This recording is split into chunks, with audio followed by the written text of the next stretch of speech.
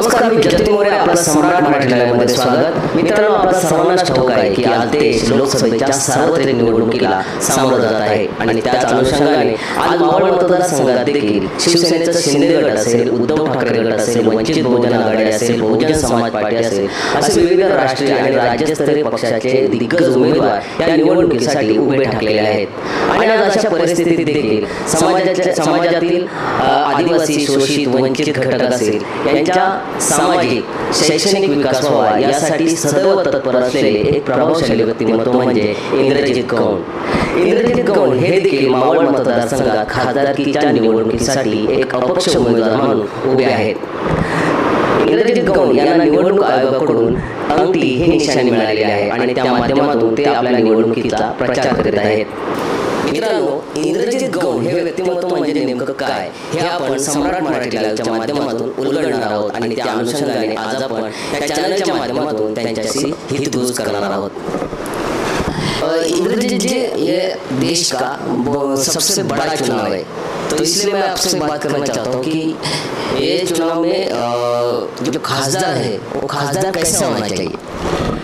देखिए, मेरा मानना यह है कि खासदार जो है ना वर्ग, ना धर्म, ना जात का होना चाहिए. खासदार एक ऐसा इंसान होना चाहिए जो अपने क्षेत्र के विकास, प्रगति और उनके उन्नति के लिए कार्य करे.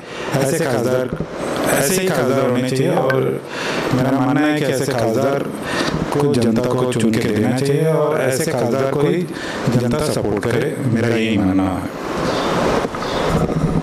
इंद्रजित जी, आप ये सबसे बड़ा चुनाव है और इस चुनाव में आपने एक जाहिरनामा प्रसिद्ध किया है. इस जाहिरनामे में आपने औद्योगिक क्षेत्र के विकास के बारे में लिखा है. तो देश का ये औद्योगिक, आप मावळ मतदारसंघ से चुनाव लड़ रहे हैं, तो इसमें औद्योगिक क्षेत्र का विकास किस प्रकार से होना चाहिए या आपके पास क्या प्लानिंग है.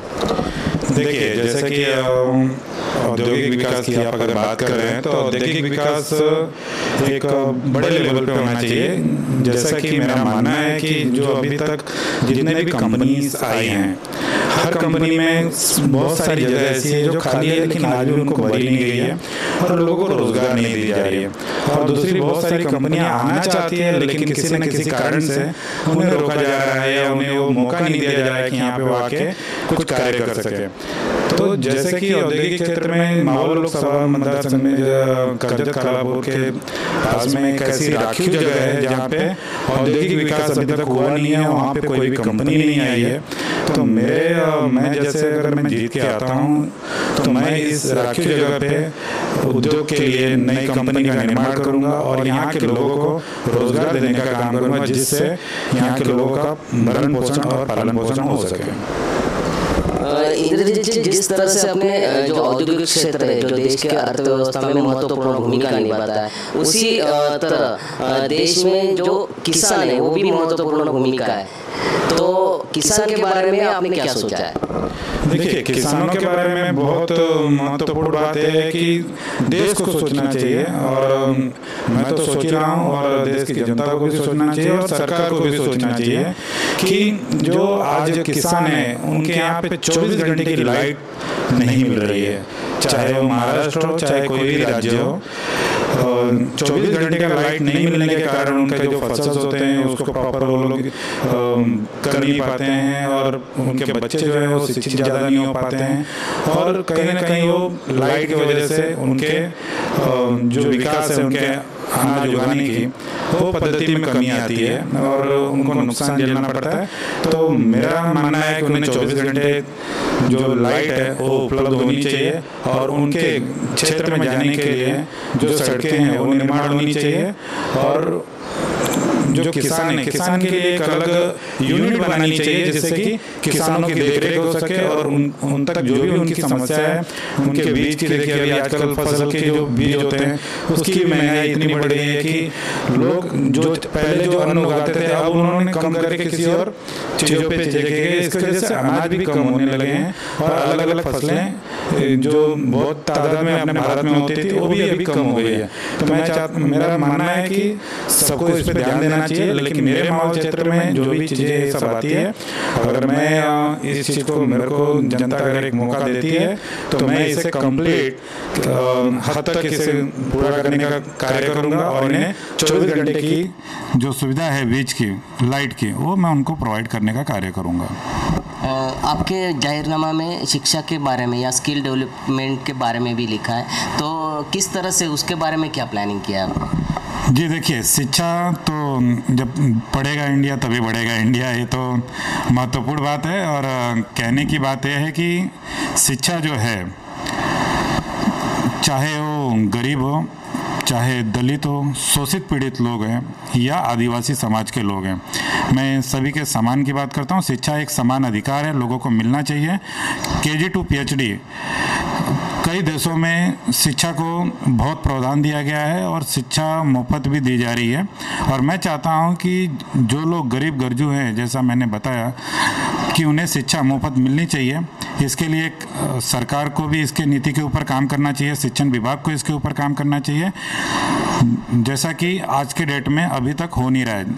अगर मैं एग्जांपल की बात करूं शिक्षा के ऊपर, तो आपने देखा होगा बहुत सारे ग्रेजुएशन स्कूल्स में जो इंजीनियरिंग कर रहे हैं या डॉक्टरेट का कर रहे हैं, कुछ कारण से पेरेंट्स की परिस्थिति ऐसी होती है कि वो फीस भर नहीं पाते हैं, लेकिन वो ऐसे स्वाभिमान होते हैं कि किसी के आगे हाथ फैला नहीं सकते और स्कूल से मुद्दत मांगते हैं कि मुझे थोड़ा समय दीजिए, मैं पे कर दूंगा, मेरे बच्चे को एग्ज़ाम देने दीजिए।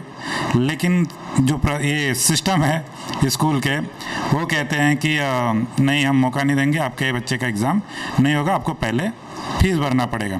इसके लिए जो शिक्षा के मंत्री हैं और शिक्षा प्रणाली है, इसको थोड़ा सक्रिय होना चाहिए, ताकि जो शिक्षा है वो, मतलब वो बच्चा अगर वो शिक्षण छोड़ता है किसी कारण से, तो उसका जो भाव होता है सरकार के प्रति या शिक्षा के प्रति या कुछ करने के प्रति, तो वो चीज़ से भटक के वो कहीं लेबर का काम करता है, कोई बेरोजगारी का काम करता है, जिसकी वजह से उसका जो मानसिक स्थिति है वो कहीं ना कहीं बदलते दिख रही है। और उसके वजह से उनके जो पेरेंट्स हैं उनके अंदर भी बदलाव आता है कि ये क्या चल रहा है देश में।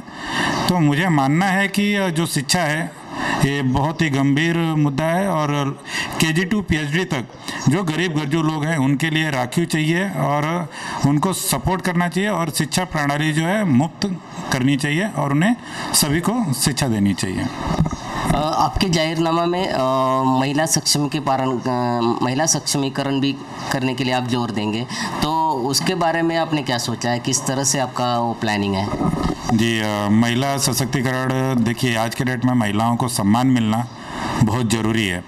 जैसा कि देखा जा रहा है कि समाज में महिलाओं के ऊपर अभद्र टिप्पणी करके उन्हें परेशान किया जाता है और उन्हें आगे बढ़ने का मौका नहीं दिया जाता है। आज भी अगर मैं बात करूं कि कई ऐसे क्षेत्र हैं, कई ऐसे जगह हैं जहां पे महिलाओं को काम करने से रोका जाता है, पढ़ने से रोका जाता है, या मतलब कि कहता ना कि समाज में कुछ कार्य होते हैं तो उसके लिए भी उनको रोका जाता है। जैसे कि एग्जाम्पल के तौर पे अगर मैं बात करूं कि किसी भी समाज में अगर महिला शिक्षित नहीं होगी तो अपने बच्चों को शिक्षित कैसे करेगी। तो महिला का भी शिक्षित होना बहुत ज़रूरी है। और अगर महिला कोई काम कर रही है, अपने परिवार का सपोर्ट कर रही है, कंधे से कंधा मिला के साथ देने की कोशिश कर रही है, तो परिवार को भी उसे सहयोग करना चाहिए और समाज को भी उसका महिला का सम्मान करना चाहिए। जैसे कि अभी आपने देखा होगा कि जो बचत गट होता है महिलाओं का, इस तरीके से बहुत सारे बचत गट का निर्माण करने का कार्य हम करेंगे और जिसके माध्यम से उन्हें सुशिक्षित करने का कार्य करेंगे। जैसे कि सिलाई सिखाना हो गया, केक मेकिंग हो गया, या कुछ जैसे औद्योगिक ऐसी चीज़ें होते हैं जो घरगुती के लिए काम आता है, वैसे काम लाके उनको उन तक उनके रोज़गार तक देने का कार्य करेंगे। इस तरीके का हम अपना कार्य करने का प्रयत्न कर रहे हैं और महिला को सशक्तिकरण और उनको मजबूत बनाने के लक्ष्य पे मेरा पूरा ध्यान है और मैं चाहता हूँ कि महिला को सम्मान मिले। इंद्रजीत जी, आज भी ग्रामीण क्षेत्र में हेल्थ के बारे में बहुत सी समस्याएं आती है, जैसे कि किसी नागरिक को अपना बड़ा इलाज करना हो तो उसको जिले की तरफ जाना पड़ता है। तो आप हेल्थ के बारे में किस तरह से आपका ये प्रोग्राम किया है, क्या बताना चाहेंगे? देखिए, जो हेल्थ है, हेल्थ के ऊपर अगर मैं बात करूं कि लोग जो समाज है बहुत परेशान है। हॉस्पिटल में इतने बिल बढ़ रहे हैं, क्योंकि हॉस्पिटल की भी अगर हम गलती कैसे देंगे, क्योंकि डॉक्टर अपना कार्य तो कर रहा है, मेडिसिन महंगे हो रहे हैं, सरकार अपना अलग टैक्स लगा रही है, जिसके तौर पे लोगों की इलाज के प्रति इलाज नहीं होने के कारण से लोगों की जान जा रही है।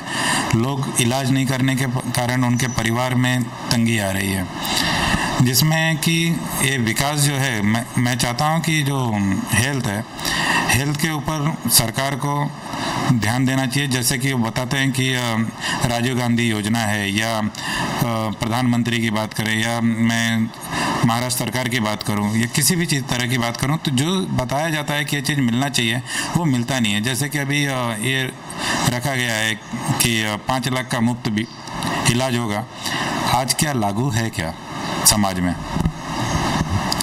आज मैं बहुत सारे हॉस्पिटल्स में बात करता हूँ, बहुत सारे नर्स और बहुत सारे डॉक्टर्स मेरे दोस्त हैं, कलीग्स हैं, उनसे बात होती है तो वो बोलते हैं कि चीज़ें पेपर में दिखता है लेकिन इम्प्लीमेंट नहीं है, लोगों को इसका भला नहीं मिलता है। इसका मुख्य कारण ये होता है कि लोग ये भरोसे पे जाते हैं कि कार्ड लेके कि मुझे मेरा हेल्थ सुधरेगा, मेरा इलाज अच्छे से होगा, मैं अपने परिवार में अच्छे से रह सकता हूँ, या परिवार को अच्छे से रख सकता हूँ।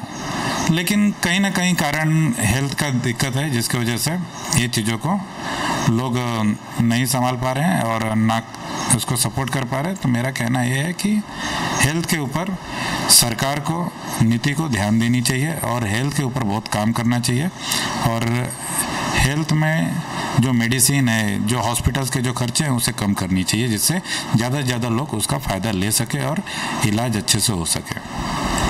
इंद्रजीत जी, आज देश में महंगाई भी बहुत बढ़ गई है। जैसे कि रसोई घर से देखेंगे तो महिलाएं भी परेशान हैं, किसान परेशान है, कामगार परेशान है, तो इस पे क्या इलाज हो सकता है? आप उसमें क्या प्रोग्राम रखेंगे?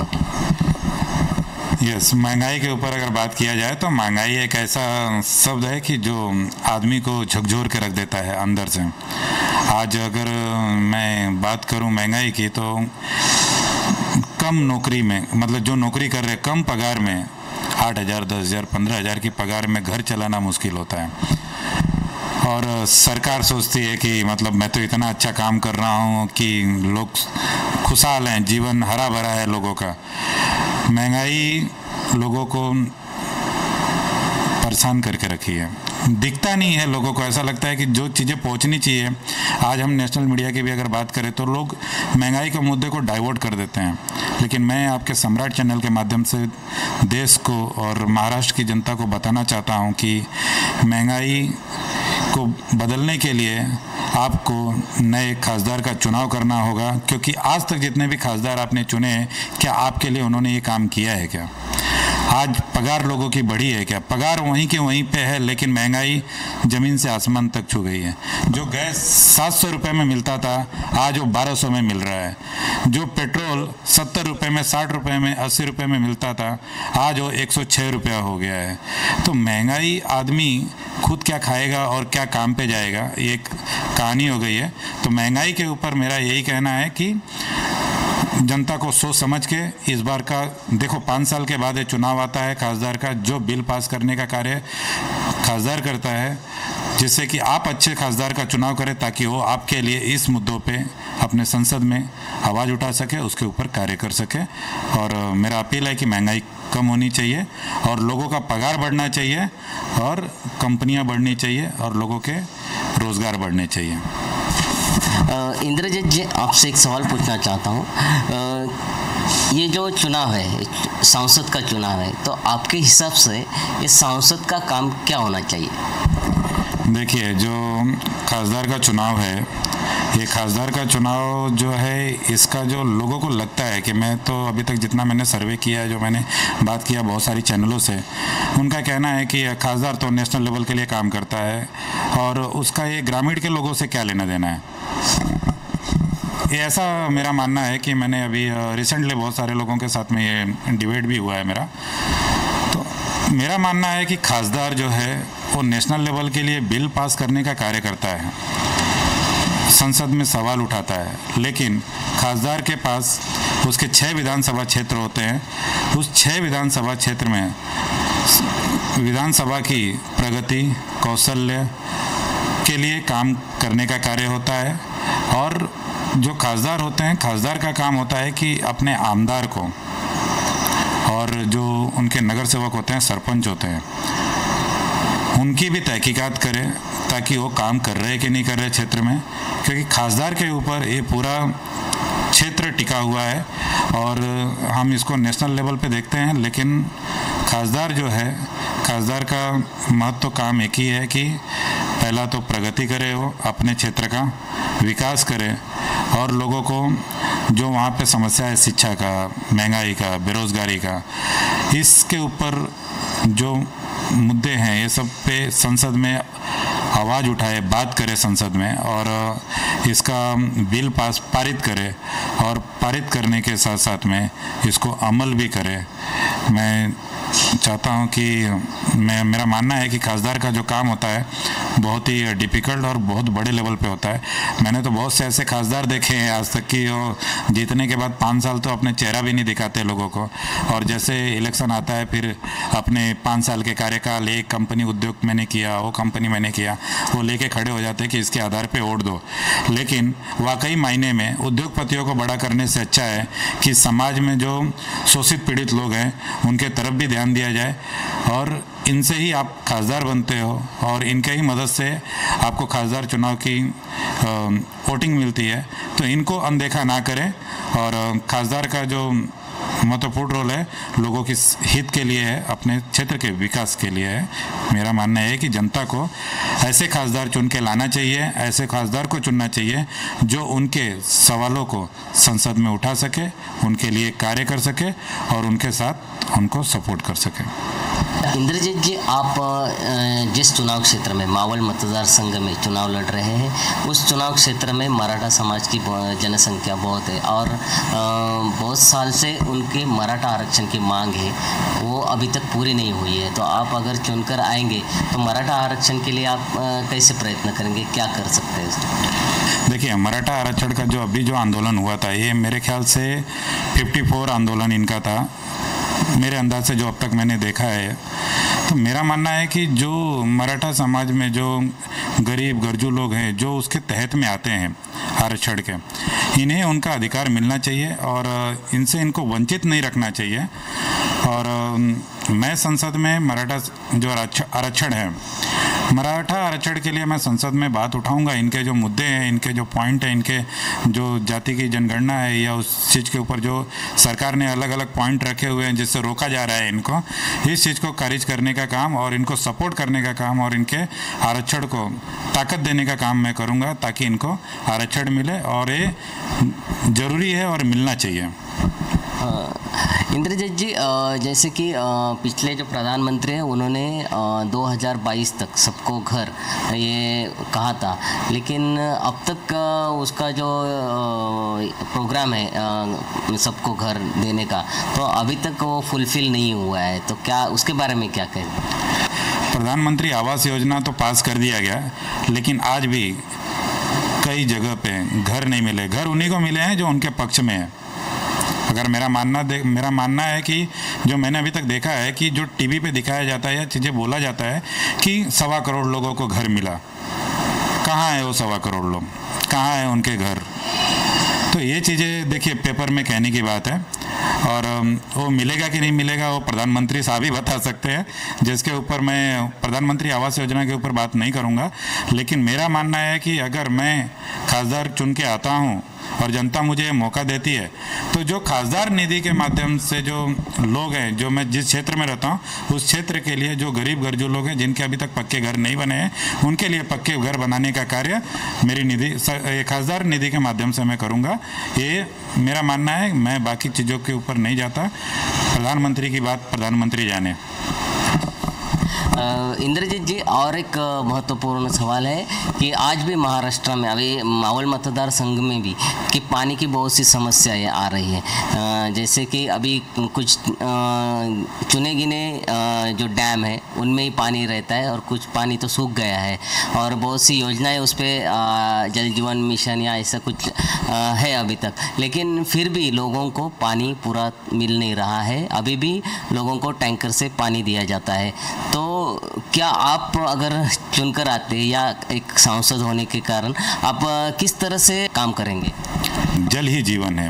ये तो देश का सबसे बड़ा मुद्दा है कि आज सिर्फ मावल की बात नहीं करता हूँ मैं, पूरे भारत देश में कई ऐसे जगह हैं, गांव खेड़े हर जगह पे पानी की समस्या है, जो कि आमदार को और जो मेरे से पहले जो खासदार के चुनाव लड़े और जीते इन्हें और जो सरपंच है, नगर सेवक हैं, इन्हें सब काम करने चाहिए थे कि अपने अपने क्षेत्र में रेन हार्वेस्टिंग डैम का निर्माण करना चाहिए था, जिससे वहाँ के क्षेत्रीय लोगों को पानी सही समय पे मिल सके और पानी की सुविधा हो सके।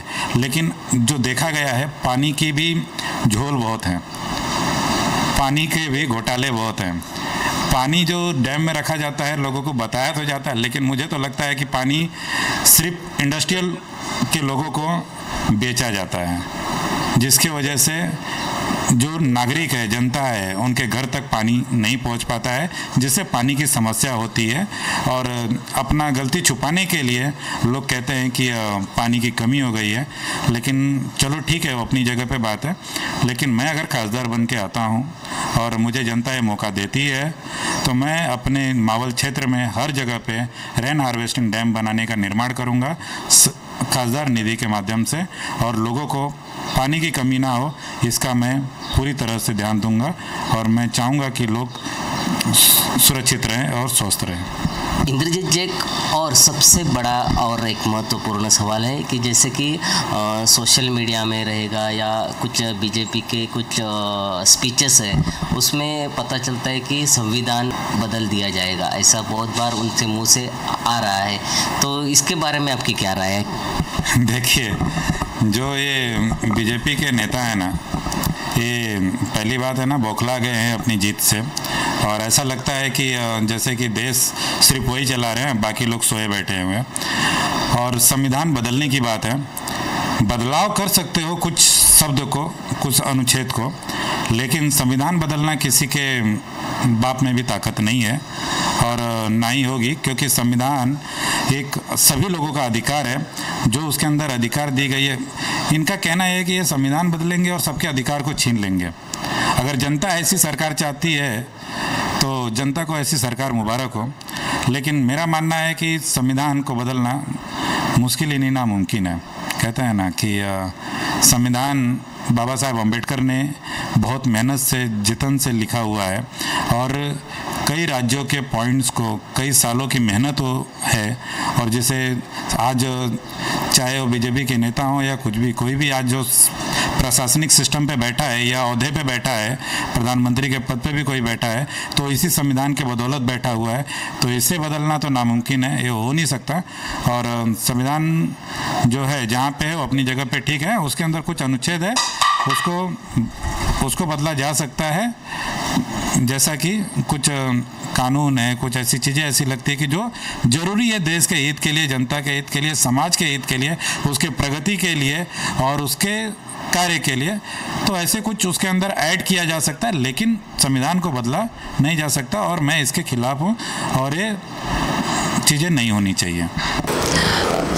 इंद्रजीत जी, आप इस चुनाव में एक सांसद के माध्यम से सामने आ रहे हैं, तो आप इस मतदार संघ के जो मतदार बंधु भगिनी हैं, उनके लिए क्या आह्वान करेंगे? पहला तो नमस्कार करता हूँ और उनसे निवेदन करता हूँ, लढले नाही तरी चालेल पर बिकडे जाऊ नको, ना वर्ग ना धर्म ना जात, आमच्या एकच ध्यास, आमच्या मतदारसंघाचा विकास, यासाठी मी लोकांचं आवाहन करतो की माझा 18 नंबर जो निशाणी आहे चुनाव चिन्हाची अंगठी आहे, त्याच्यावर बटन दाबून प्रचंड बहुमताने मला विजयी करा। मैं आप सभी लोगों के लिए कार्य करने का इच्छुक हूँ, और मुझे आपका ये साथ मिलने के साथ साथ मुझे ऐसा लगेगा कि आपने मुझे एक मौका दिया है कि समाज में एक अच्छा कार्य करने के लिए। इंद्रजीत जी, आपका बहुत बहुत धन्यवाद। आपने बड़े ही अभ्यासपूर्ण शैली से हमारे सब सवालों का जवाब दिया, इसलिए आपका सम्राट मराठी चैनल से आपको अपने चुनाव के लिए बहुत बहुत शुभकामनाएं। मित्रांनो, हे होते राष्ट्रीय सामाजिक न्याय आणि मानवाधिकार आयोगाचे राष्ट्रीय अध्यक्ष इंद्रजित गौड, की जे मावळ मतदारसंघातील खासदारकीच्या निवडणुकीसाठी एक अपक्ष उमेदवार म्हणून सामोरे जात आहेत. मित्रांनो, आत्ताच आपण सम्राट मराठीच्या माध्यमातून त्यांच्याशी संवाद साधला आणि त्यामध्ये त्यांनी खासदार कसा असावा, खासदार निवडून आल्यानंतर त्यांनी काय कामं केली पाहिजेत अशी अभ्यासपूर्ण उत्तरं त्यांनी सम्राट मराठीच्या माध्यमातून दिली. त्यांनी यावेळी औद्योगिक क्षेत्राचा विकास असेल, महिला सक्षमीकरण असेल, शेतीचा विकास असेल, शिक्षण, आरोग्य अशा विविध मूलभूत विषयांवरती त्यांनी प्रभाव टाकला. असे हे अभ्यासू व्यक्तिमत्व येत्या 13 तारखेला निवडणुकीला सामोरे जात आहेत. त्यांच्या या निवडणुकीला सम्राट मराठी चॅनलच्या माध्यमातून खूप खूप शुभेच्छा देतो आणि इथेच थांबतो. धन्यवाद.